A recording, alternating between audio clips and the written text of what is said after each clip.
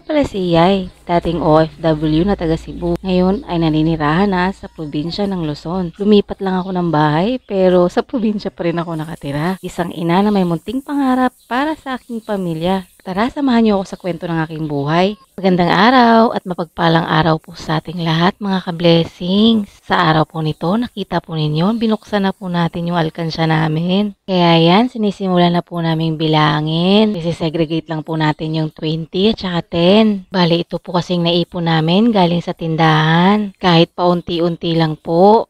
Ang mahalaga may naitatabi kayo araw-araw. Kasi sa unting ipon po ninyo na yan, pag pinagsama-sama po ninyo, lalaki rin po yan tulad nito. Dahil kahit malaki man o maliit ang kita ninyo sa araw-araw sa tindahan, pag inipon nyo po yun, tulad nito, makakalikom na po kayo ng sapat na pera na nagagamitin po ninyo sa pagbili ng mga gusto ninyo. Hindi rin po mahalaga kung kailan kayo nagsimula. Ang importante, may mga goal po tayo sa buhay. Simple man yan o malaki man po yan. Lahat po ay nadadaan sa paunti-unti hanggang sa lalaki na po. Kahit papano, nakakagawa na tayo ng tori dito sa pinagbibilang namin. Kung nagtataka kayo, nasan yung 20 at 10 pisong coins nyo? Baka ito na yon, naipon na namin sa alkansya namin.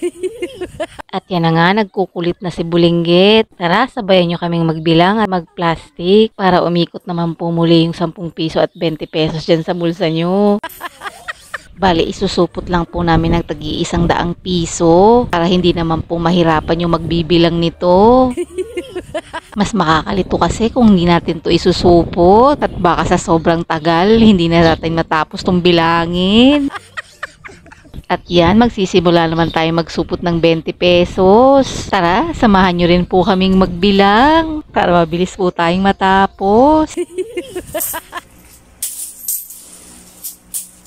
Yan, natapos na rin namin po ang pagsusupot at pagtatali ni Daddy. Kaya ito, ilalagay po muna natin sa bag. Habang ginagawa po natin to, nangungulit na si Bulinggit. Ayan, umaatake na naman. Ito na rin po kasi yung babayad natin. Good luck na lang po sa magbibilang ulit nito.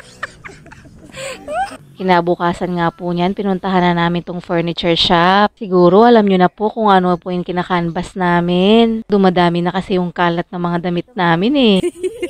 Kaya naisipan na po namin gamitin yung alkansya para ibili ng cabinet. Makakatipid sana kami kung plastic cabinet na lang po ang bibili namin. Kaso kailangan natin ng malaki. O siya, yan lang po muna sa araw na to mga ka-blessings. Daghang salamat sa pagtanaw.